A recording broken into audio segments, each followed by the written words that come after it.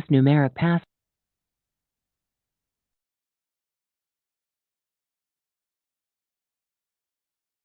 And we are now live streaming.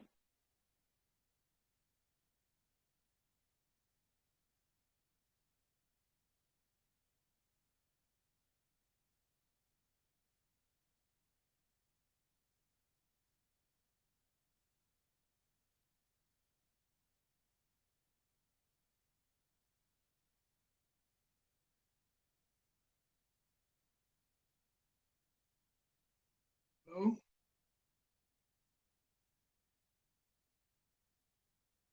Hello? Commissioner. You hear me? Yes, sir. Okay. Good afternoon. Good afternoon. Yes, we have about, now according to my watch, 3:57. We have 2 minutes before the meeting starts officially. Okay.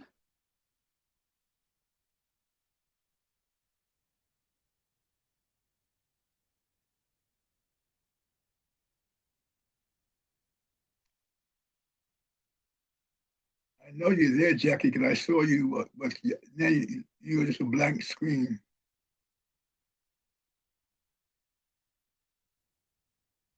Oh, okay. Now I see you. She closed her laptop. Oh.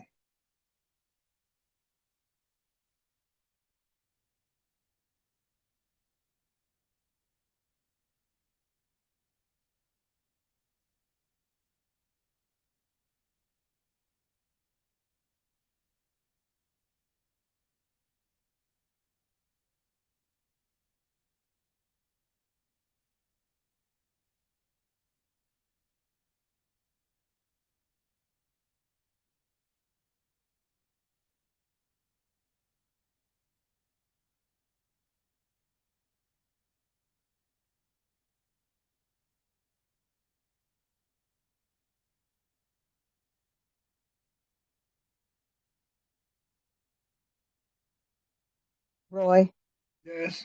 I can only see the top of your head. Top of my head. Yeah.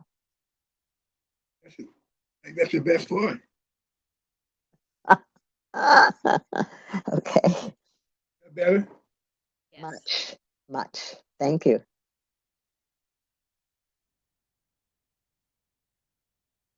It's now officially 4:00, and I'm going to welcome everybody. Good afternoon. The April 1st, 2020 Commission meeting of the House Opportunity Commission of Montgomery County. And I would like to do a roll call of the commissioners. Commissioner Fran Kelleher, Present. Rick Nelson. Present. Jackie Simon. Jackie Simon. Present. She's on mute. Pamela Bird. And Linda Kuhn is excused absence. She will not be participating in the meeting today. We know she won't be here. We want to acknowledge the fact that today, due to the COVID-19 virus, we will be not having the resident advisory board portion of our presentation, nor the community forum.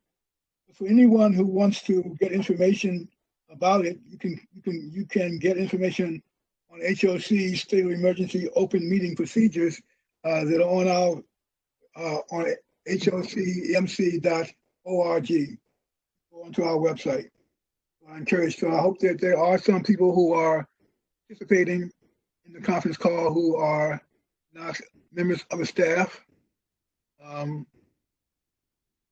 now, I think we have approximately, how many participants do we have right now? Sir, there are about 20 panelists. This is the staff portion. However, we are streaming via YouTube. Yeah, I see we have 32. 32 total participants. Yes, sir. Yeah. Okay, thank you. Well, I thought we would start with information exchange has been eliminated. So the first action of business would be the approval of the minutes. We have 4 sets of minutes to be approved. The minutes of March the 4th, 2020.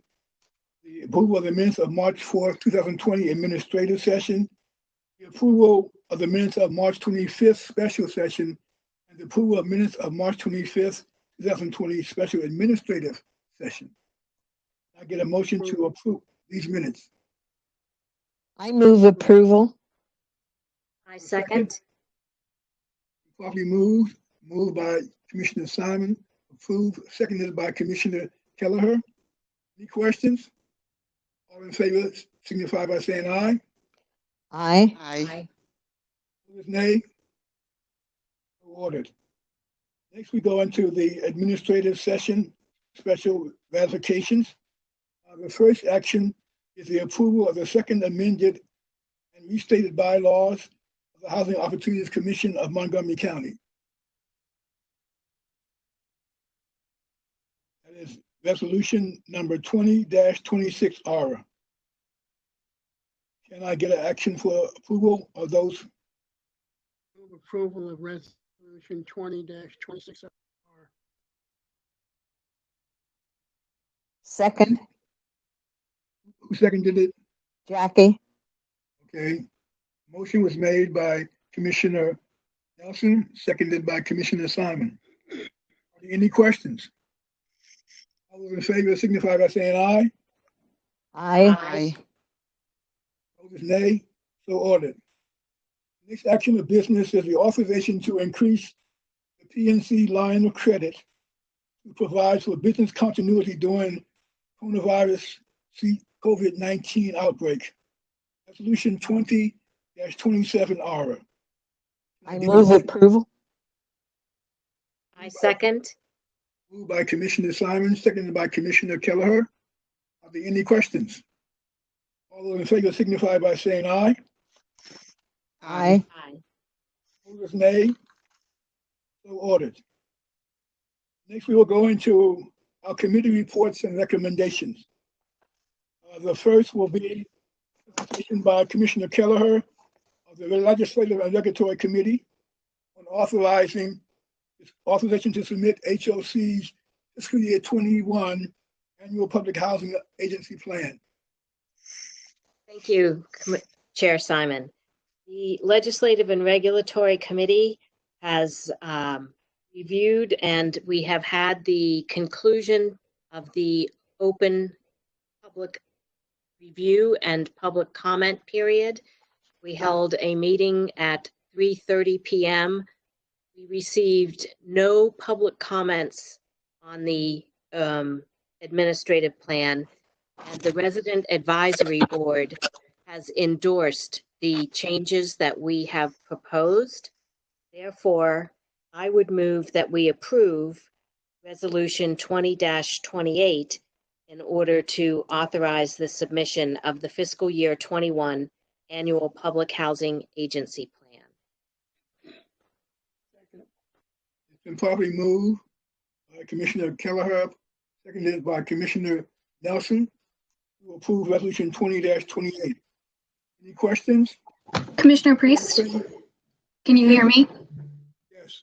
Hi, this is Asha Memon. I would suggest that we take a roll call for each vote, like we did for the special session, just so it's clear that we have all the votes. Fine. Okay. So I'll do a roll call. Commissioner Kelleher, Aye. Commissioner Nelson, Commissioner Simon, Aye. Commissioner Commissioner Byrd, Aye. and Commissioner Priest, aye. So unanimous approval for the approval of Resolution 20-28. Next item is a report from the Budget and Finance and Audit Committee, chaired by Commissioner Nelson, for the approval of service contracts for HOC inspections. Commissioner Nelson. The staff is going to handle the discussion. So I think Renee Yeah, I believe so, Stacy. Renee's on, I think. Excellent. Okay. The, If she's the not, I can do it. Budget, Finance, and Audit Committee recommends that this action by I'm on. the FNA recommends approval of this, that was discussed with them and is going to be presented by the staff. So go ahead, Renee. Good afternoon, Commissioners. Renee Harris. In December of 2019, the Housing Opportunities Commission solicited bids from qualified firms. We put out an RFP number 2184, to conduct our housing quality standards inspections, our Chapter 26 inspections, radon and lead-based paint. We had 2 firms respond to the RFP. They were Inspections Experts, Inc. and Auburn Inspections. As a part of our procurement requirements, staff interviewed both inspection companies to identify the most qualified organization for the work. The selection panel included a staff from our Client Services Division, staff from Property Management, and staff from Maintenance. We presented to the Budget and Finance Committee, and we are asking that we recommend that the Commission authorize the Executive Director of the Housing Opportunities Commission to execute a contract with Inspections Experts, Inc. For our multiple inspections at HOC properties. I get a motion to approve Resolution 20-29. I so move. I second. Before we take a vote, would the staff please indicate, because I don't think it's in here, any firms received bids, proposals? We got 2 responses, but I'm sorry, I can't hear you. Shows how many firms we originally solicited. We got 2 responses, but we're not sure from how many. How many did you originally solicit, Renee? We sent out a blanket request to About 6. We solicited about 6 companies.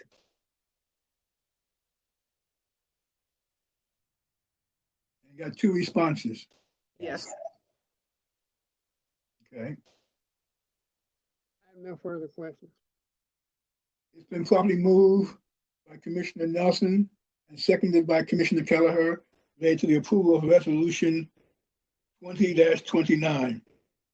On a roll call, Commissioner Kelleher, Aye.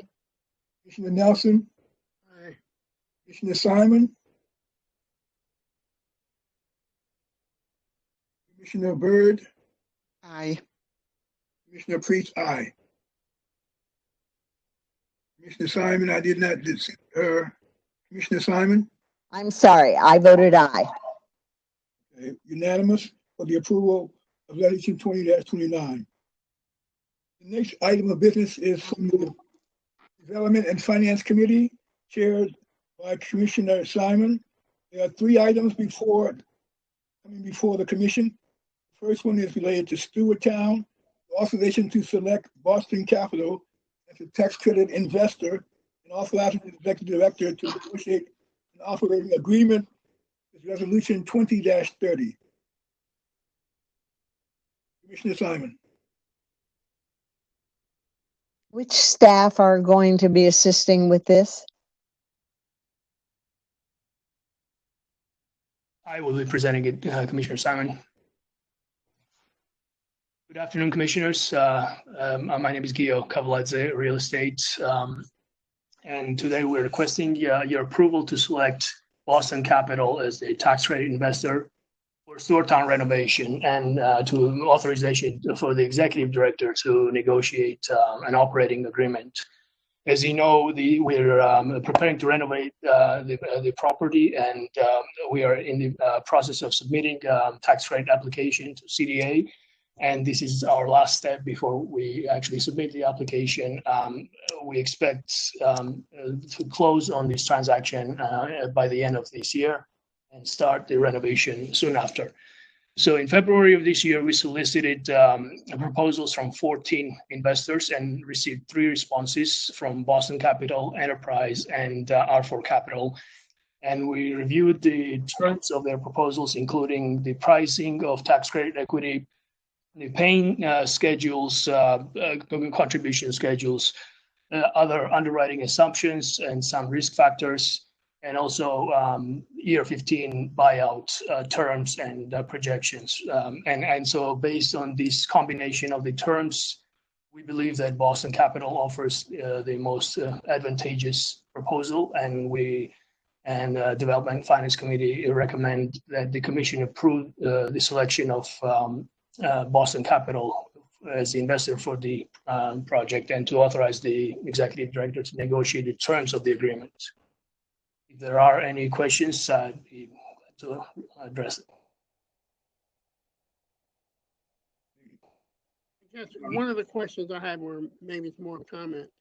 As we negotiate this and head toward closing, in view of all of what is going on or not going on with COVID-19, I assume we're going to be sensitive to whatever the timing requirements are for placing properties in service and have lots of tax credits.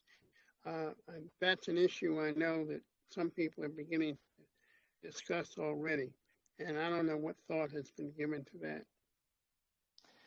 We have given thought to it, and we have our timing assumptions are already conservative, and we'll be adjusting them as needed.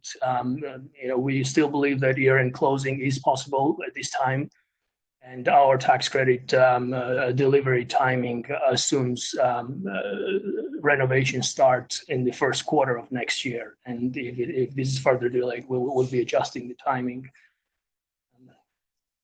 Yeah, so just commissioners, thanks for that comment with a little bit of an interrogative.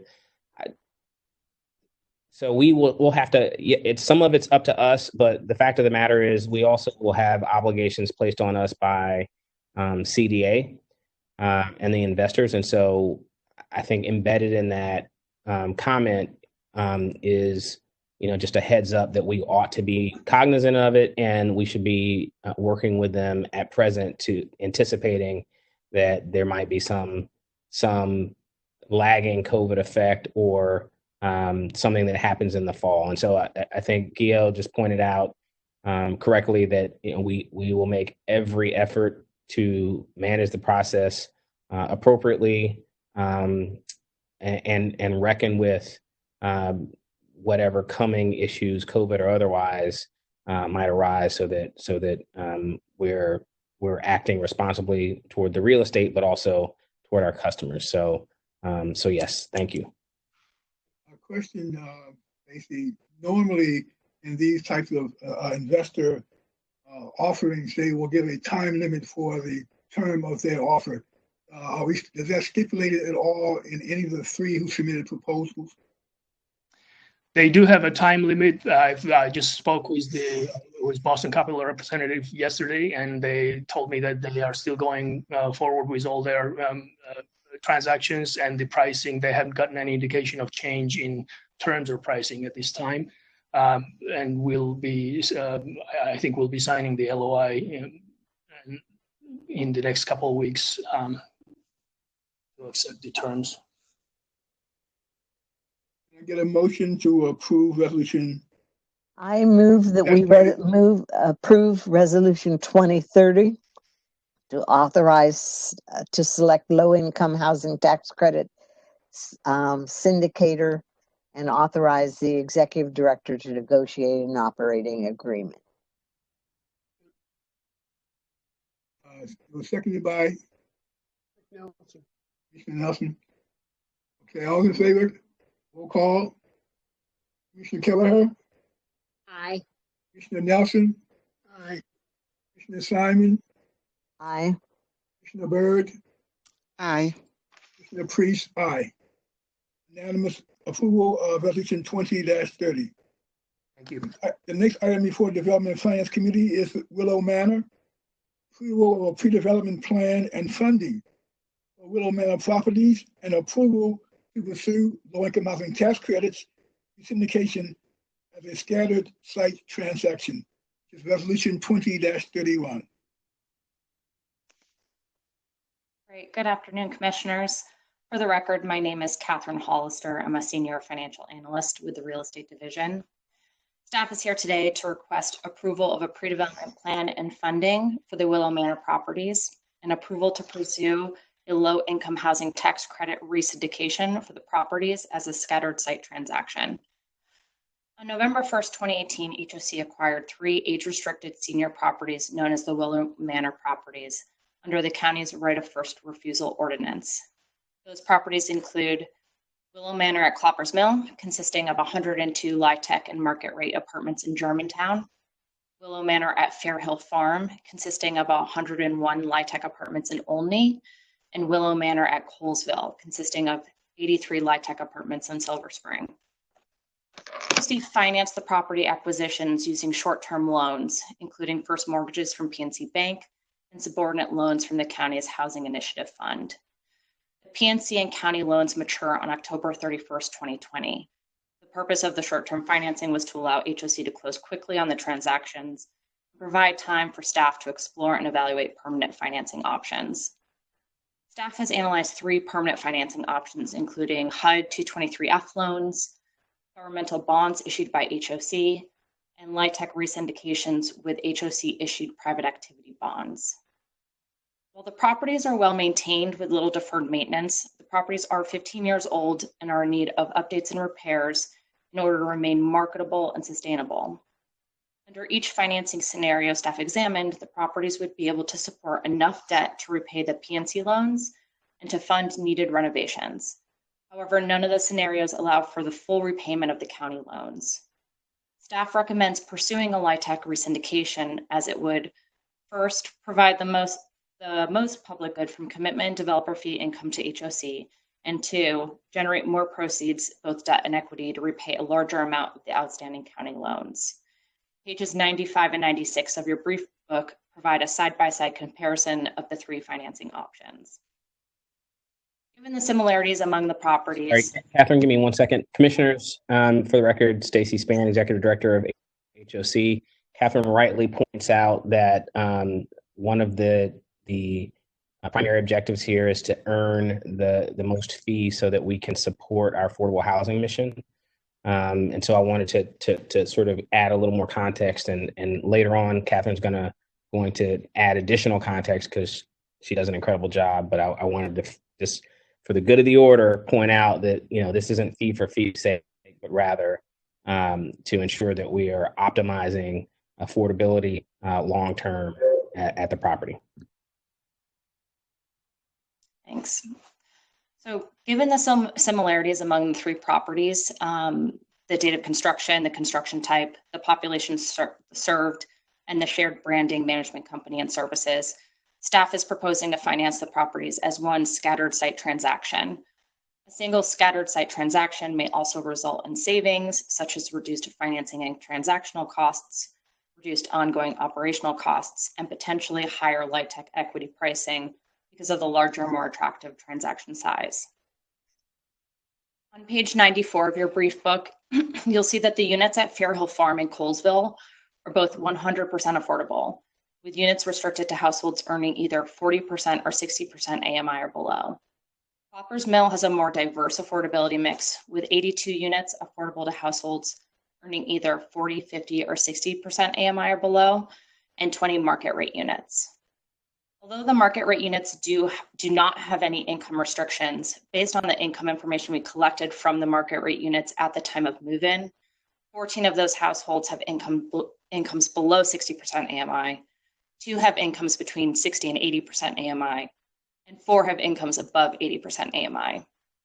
And the units on average are priced at a level affordable to households earning 70% AMI. As part of the pre-development plan, staff is requesting approval to evaluate and recommend, if feasible, the introduction of income averaging at Cloppers Mill, thereby restricting the market rate units to 80% AMI as part of the re-syndication. Initial analysis suggests that the restriction of these units could generate an additional $1.4 million in LIHTC equity, over the current affordability mix. Staff will return to the Commission for formal approval to restrict any additional units prior to its LIHTC application submission.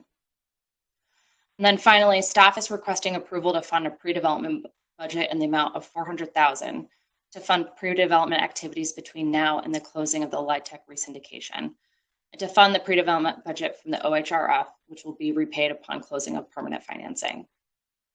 And I'm happy to go back, as Stacy mentioned, to kind of walk through the side-by-side comparison if you guys would like.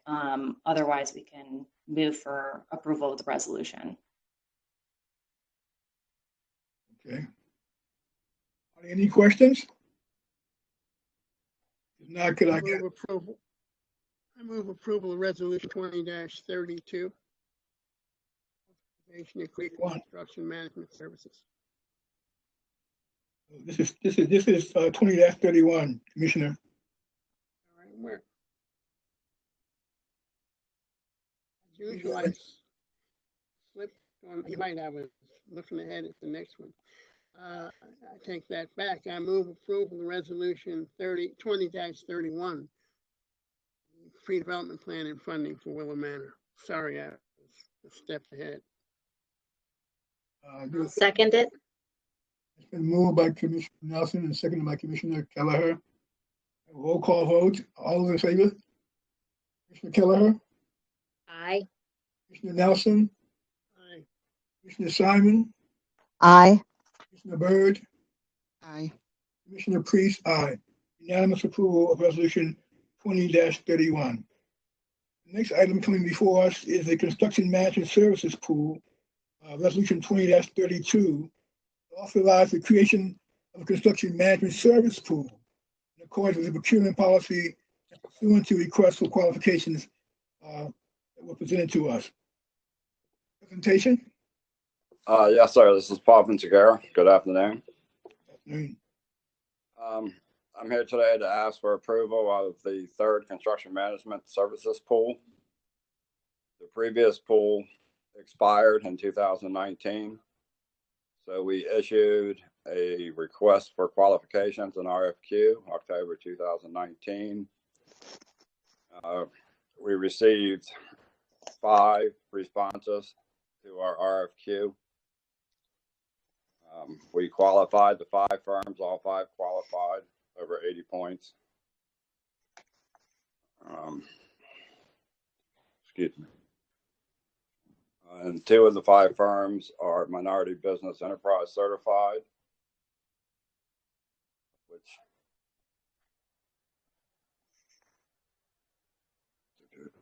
making our MBE participation 40% in the construction management services pool.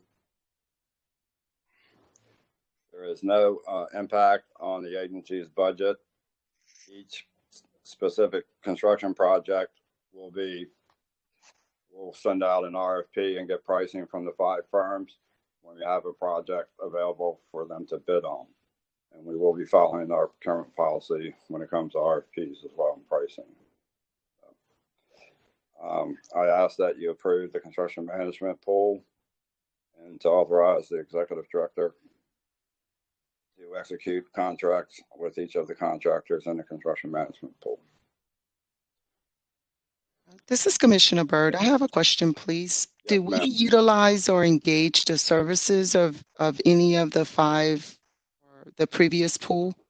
Yes, ma'am. CFI Construction has been in our construction management pool since its beginning in 2014, and JDC Project Management Services has been in our pool since 2014 as well.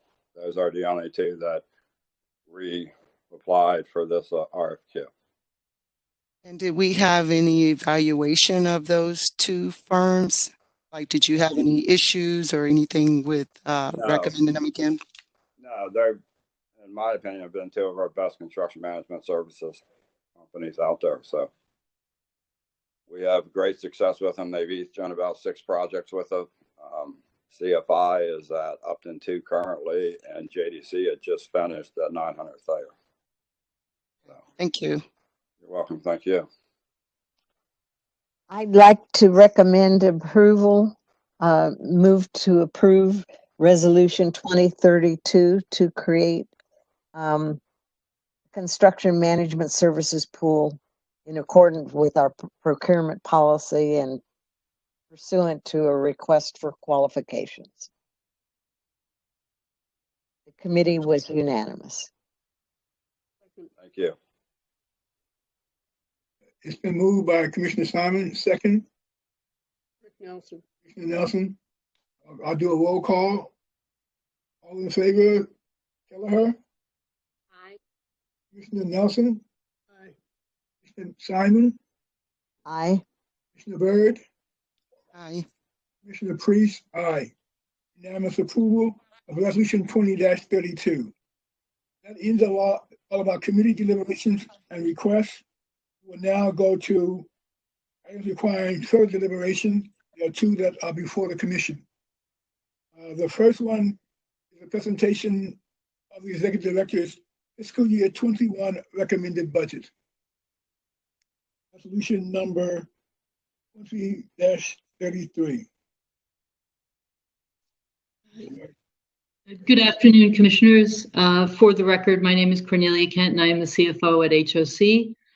Today, we will be providing an overview of the Executive Director's FY21 recommended budget. The FY21 recommended budget includes a $278.2 million operating budget and a $261.2 million capital budget. We are not asking for any action today. We will review the details of the FY21 recommended budget with the BF&A committee over the next 2 months. And during these discussions, we will provide updates for any revisions that occur before bringing the FY21 proposed budget to you for adoption in June. Terry Fowler, our budget officer, will now provide a few highlights of the FY21 recommended budget. Thank you, Cornelia. Good afternoon, Commissioners. For the record, my name is Terry Fowler, the budget officer of HOC. As Cornelia mentioned, I'll be providing a few highlights from the Executive Director's FY21 recommended budget. And on page 120, as Cornelia mentioned, the current operating budget is $278.2 million, and capital budget is $261.2 million. On page 31, the charts reflecting the sources in the budget, you will see that grants make up approximately 44%, or $122.3 million, of our operating income to the agency. The majority of this amount is the HAP subsidy received by HUD of approximately $97.7 million for voucher payments to landlords. That's about 35% of our budget. Another 35.56%, or $98.9 million, of our revenue is generated by our properties. And management fee and miscellaneous income account for about 9.15%, and non-operating makes up the balance of 11.29. If we move to the expense side on page 132, the composition is about 72%, or $200.1 million, are operational, with HAP making up the majority of that at 28.08%, or $78.1 million. The non-operating expenses are comprised of debt service, reserves, and various transfers, restrictions, and development corporation fees, which is the manner in which we take cash from those properties. When you look at page 134, you can see the restricted and unrestricted revenue of the operating budget, and approximately $25.6 million, or 9.19%, is available for discretionary spending. The restrictions are either for grant or bond requirements, debt service or replacement reserve contributions, internal requirements to cover the cost of operating and maintaining our properties. When we move to page 135, the capital budget for FY21, which is $261.1 million, is comprised of $7.5 million for improvements in our offices and properties, and $253.6 million for our capital development projects. The charts on 136 and 137 show the distribution of the sources and uses of our capital budget. Unlike the operating budget, which does not change much in distribution from year to year, the capital budget can fluctuate greatly depending on the nature of the capital development deals contained in the budget. As mentioned earlier, we will be going through the budget in detail with the BF&A committee over the next 2 months. During these discussions, we will provide updates for any revisions that occur before bringing the FY21 proposed budget to you for adoption in June. We look forward to addressing your questions at the upcoming BF&A meetings. Thank you all very much for that presentation. And I certainly wanted to acknowledge and thank you for the level of detail that has been provided so far in terms of this presentation about the 2021 budget. The charts are very helpful. A question, just a curiosity question, on the revenues on the operating budget, where we show that about 35% of that is coming from revenues from rent collection.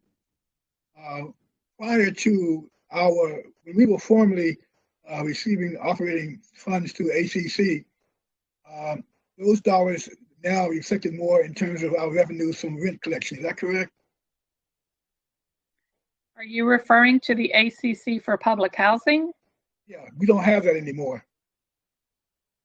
We have one property where we still receive funds through public housing until the full conversion of Elizabeth House.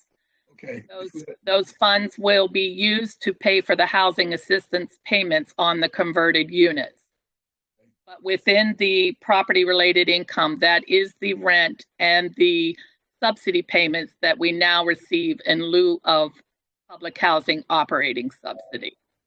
Okay. That's the question I was asking. Are there other questions, commissioners? Yes, this is Rick Nelson. Just for my colleagues, as Terry has indicated, the staff is going to be meeting with the BF&A over the next couple of months. And my suggestion to you or request is, if as any of this material comes out, if you have any questions that come to mind, feel free to reach out to me or to Fran or to Roy so that we can explore those during our discussions with the staff. We'll have a chance when all the revisions are made and it comes back to the commission. But if you've got issues that come up over the course of the next few weeks, please give us a call or send us a note. This presentation does not require us to take any action.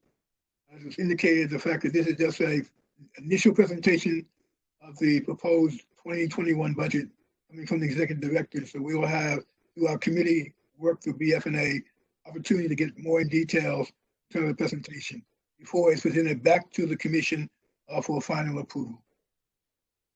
Are there other questions from members of the commission? Seeing none. I have no question, but I do have a comment. I know this is an extremely difficult and burdensome time for the committee on the committee commissioners' time. And I thank you for all the effort I know that you have to spend to get the recommendations to the commission. And I just want to thank you ahead for making the commitment to do that, and that of the staff as well. Thank you again. Thank you. Thank you. If no other questions, we'll go to the second item, which is approval of the actions taken by the Housing Opportunity Commission of Montgomery County pursuant to COVID-19, the authorization of future actions taken in response to COVID-19. Is Resolution 20-33. And should note, and as probably will be said to us, that the agency has already started to develop a budget that identifies all the related expenses and that we are having related to the COVID-19 requirements to be complied with. Both those indicated by HUD, the county, and the state. So with that, I will turn it over to Stacy. Sure, Commissioners. So as you all, for the record again, my name is Stacy Spann, Executive Director of the Housing Opportunities Commission of Montgomery County. With me is Cornelia Kent, who is the CFO of the Housing Opportunities Commission of Montgomery County. So as we know, this outbreak is impacting millions of folks around the globe. And in as recently as 24 hours ago, the federal government even began to admit that there's the potential for seeing fatality on the order of at least 1 to 200,000 persons. And as a consequence, we have very quickly, and I'll give all the thanks to our team, we've been able to shift our business operation to mostly remote. We have worked very hard to eliminate face-to-face meetings with customers. We are now on a maintenance, from a maintenance standpoint, only focused on emergent or exigent issues for maintenance. And when it's happening, there's personal protective equipment in place, and we are asking our customers to adhere to the social distancing guidelines, as well as the team who are out working through those emergency and exigent issues. We are also exploring to partner with the county on real estate opportunities that will lead to treatment, quarantine, or other COVID-19 options. And so we've been able to mobilize very quickly with your support and with the participation of the entire staff. And so with that, there are a number of actions, and Cornelia is going to run through the memo in brief, but there are a number of actions that we've taken, and there are actions that we will continue to take as this continues to unfold. And so I wanted to just thank the staff and thank the commissioners in advance, as well as this community that we live and work in, for all the support that we're seeing at the moment. So Cornelia, take it away. Thank you, Stacy. And as Stacy mentioned, we've already taken a number of actions to try and limit contact and protect our customers and our staff. So we have temporarily suspended all tenant evictions until further notice, and we have also suspended inspections for all of our project-based assistance units until late May or further notice. Within the HCV program, we have temporarily suspended all of the HCV annual inspections, re-inspections, and quality control inspections. Only new unit inspections are still being done, and probably won't have a whole lot more of those as we are going to be limiting the issuance of vouchers as well. So we've also suspended the housing assistance payment abatements to the HCV program landlords. We've also continued to process recerts, and we'll give more time as needed to individuals to get the documentation information in. And we will, accept delinquent recertification packets as well. We will accept interim recertifications by mail, email, phone, and we will also suspend new voucher issuances again unless an emergency case arises. Stacy mentioned the maintenance team is really on an emergency priority work order basis now. We wanted to document all of this to show that the commission is supporting this, and to make sure that our auditors are aware of the fact that the commission is supporting it, and that we're trying to avoid any potential audit findings in the upcoming audit for 20 and possibly beyond. So there are new developments daily. We are basically asking the commission now to approve the actions we've taken thus far, and to also authorize the executive director to take any necessary and proper future actions pursuant to the federal, state, or local legislation, orders, regulations, and guidelines. Again, provided that the executive director provides notice to the commission of all. And with that, I'd open up to any questions. Let me just also point out, commissioners, really quickly again, Stacy Spann, for the record, executive director of the Housing Opportunities Commission of Montgomery County. So part of this is also because we will still have to conduct business. We will still have to adhere to our financial audits. We will still have those sort of time intensive and time boundary focused objectives.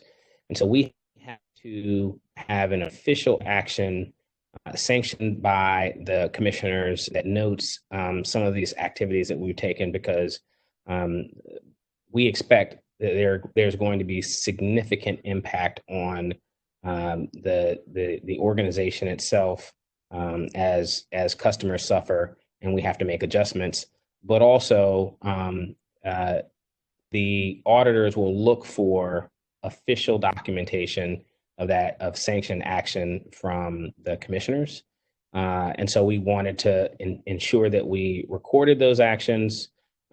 We put them before you for review, consideration, for comment, and then further get a resolution from you all so that we have it on the record. The fact of the matter is we took many of these steps before HUD or the federal government, or even state government, decided that they were going to go to national and state states of emergency. So we were doing this because this is the right thing to do. Part of our business is focused on a significant part on keeping people housed. And so we wanted to ensure that we implemented steps to make sure that happened while taking care to keep the safety of both customers and employees top of mind. Stacey, I'd want to underscore the point that while we may not be having face-to-face contact directly in our offices with our customers, our residents, in fact, that does not mean in any way we are not providing to them access to the full complement of services which they are entitled to receive as residents of our agency. So I think that's very clearly articulated. Some of the things that I've seen have been transmitted to both our staff and to our customers. So I want to acknowledge that no way are we not providing a full range of our assistance to our residents. That's correct. We are making adjustments to it, and I think very quickly we'll be standing up new components, most of them technology related and focused, to extend service further. We've had to temporarily stay some things that were ordinarily done, and best practice was to have them done face to face. And so through video chat and other means, we're going to be able to continue those services. And then, we're working very quickly to have our technology enhanced so that we can process certifications and recertifications, so that we can adjust to landlord needs as well and have some certification of repairs and so forth. We're working very quickly to get those things in place so that as you point out, we can continue to meet customer need. Yeah, I would also suggest that while we are thinking about being creative and innovative in terms of what we are doing right now to respond to COVID-19, I also think at some point we've got to really start thinking about what happens after COVID-19, meaning how many of the things that we have created and invented will remain permanent as opposed to transitional, and what other things can we do that's going to change the way that we operate as an agency. I think that not only are we, but I think that the whole society is going to be altered in many ways, in very permanent ways, even by things that we're doing now as interim steps. A comment that I would like to contribute here on a very practical note. I as I mentioned once before, am the daughter of an infectious disease nurse, and I was incredibly impressed with how fast you jumped on this, Stacy, and all of the staff, well before anyone was requiring us to. And when you talked about your sanitation protocols, your decontamination, and your ongoing, literally hour and half hour cleaning of surfaces in public areas and work environments, and your distancing of staff through multiple different approaches, I was super impressed. I mean, you guys really hit the ground running when that is exactly what is so important to mitigating the effects of this kind of an infectious disease. And unfortunately, not everyone in public sectors did the same, and our country is suffering in some regards because of that. So thank you for jumping so quickly on this and taking it seriously, and the rigor with which you have approached infection control procedures there. I also want to thank the fact that you already have letters going out to everyone, given that this is the first of the month, about contacting us about if there are issues with their rent, and that we are well aware of all of the various layers of government that are prohibiting evictions and that we are following all of those. I would like to put that on the record.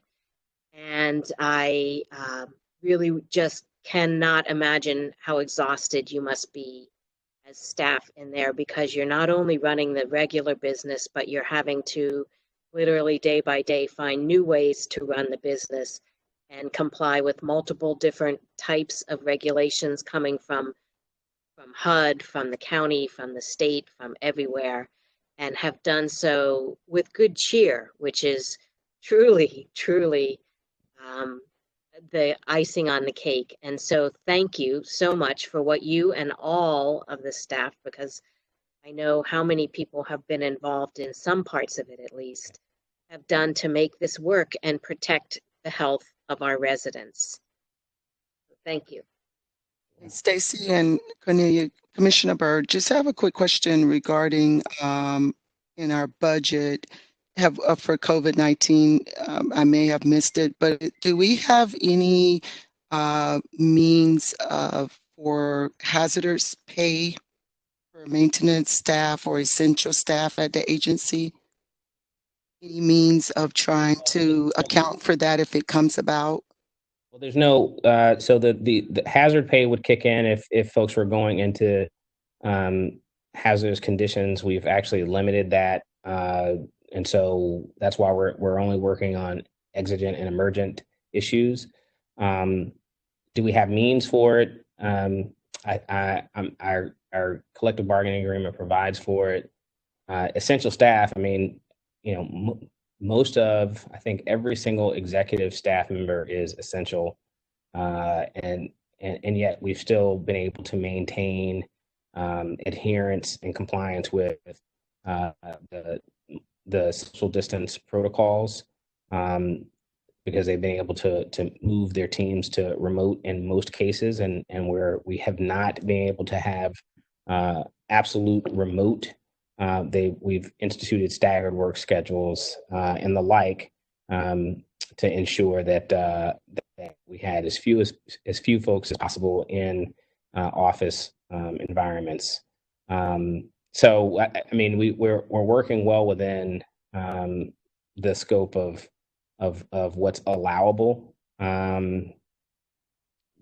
Obviously, if folks are having to work overtime who are not salaried, so you know, our maintenance techs, then our collective bargaining agreement provides for that.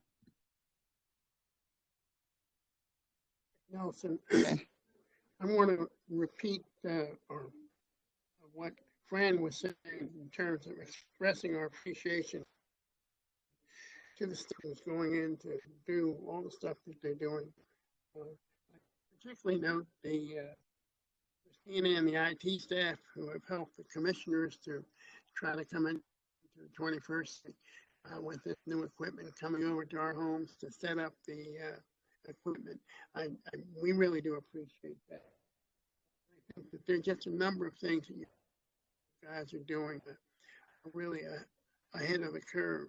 And on that note, I should also just say for the record, I think that even though we are approving a lot of these things after the fact, you have in fact kept the commission alerted as you were making these decisions. So it's not as if you're coming to us a month later saying, hey, I did this a month ago.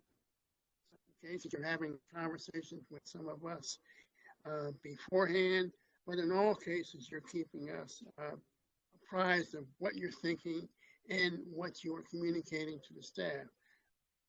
I do appreciate that. One other thought I had earlier,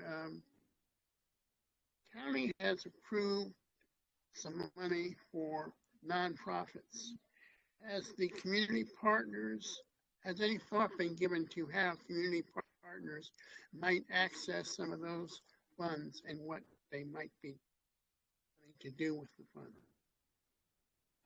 I appreciate the question. We are actually, I was trading messages with the council members today about that, in fact, and I took the time to point out that that nonprofit housers, in particular affordable housers in the county, are going to be deeply impacted, and that the council has to give some thought to how weak and impaired the affordable housing safety net and continuum will be if rent payments are not coming in, and implored them to step up and actually take some action that actually may be in addition to what they've already proposed.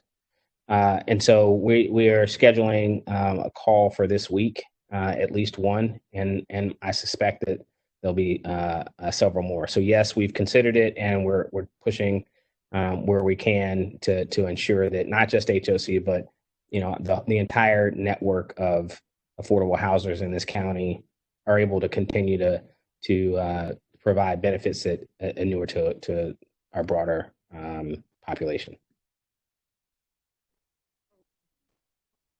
On that subject, have we had any conversations with DHCA about suspending the accrual of interest on our loans during this period?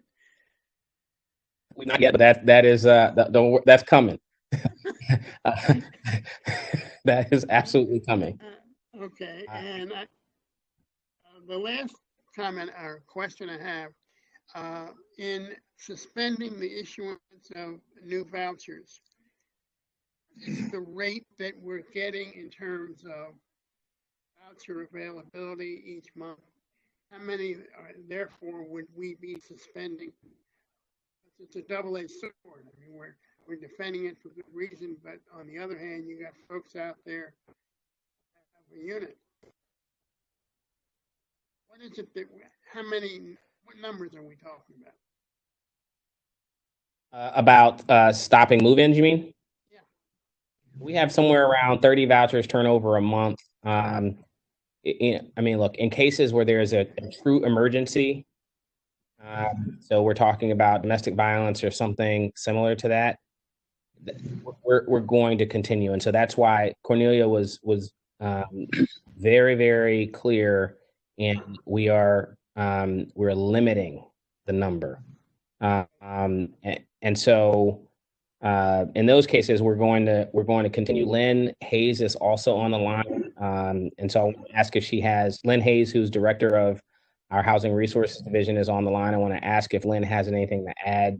And so I think Christine is going to unmute her. So Lynn, anything you want to add, please jump in. Good afternoon, commissioners. It's Lynn Hayes. I agree with Stacy. We do lose about 30 vouchers per month. And we will continue to issue in emergency situations. We are happy to issue vouchers, but a lot of clients don't want to go out into the public. A lot of landlords are resistant. We're finding right now in letting people come in and coming in to inspect the property. So we will continue to monitor this, as we, go along every day, it's a new approach and a new outcome. But yes, in emergency situations, we'll continue to issue the vouchers. If you could just, are there any other questions from any of the other commissioners? I know that you are also looking at other opportunities that are embedded in HR 748 related to helping small businesses and other things that, because in some of our properties, we do have retail tenants who may be ones who need to have access to support during this period of time. So you might just want to take a minute to say, beyond our residential tenants, other things that we are doing, as well as the agency looking at how we can also position ourselves to take advantage of any of the advantages that may be outlined in HR 748.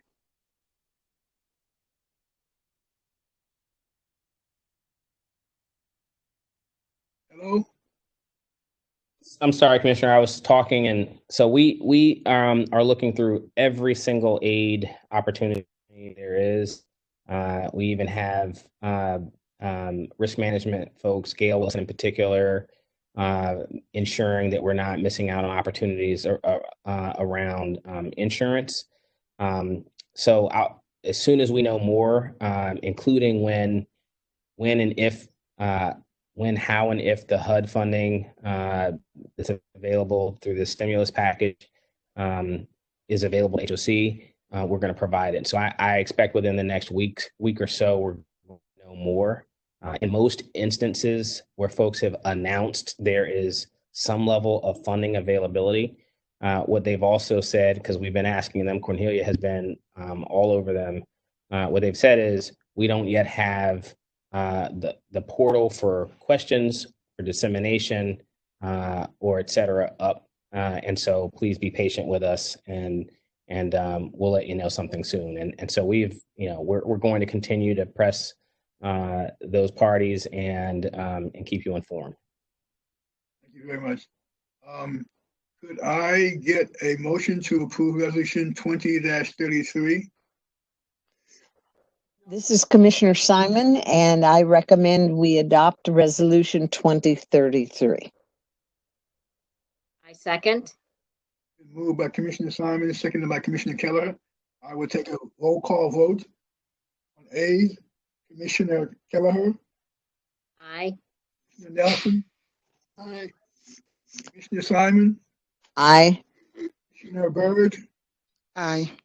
Commissioner Priest. Also aye. Unanimous approval of resolution 20-33.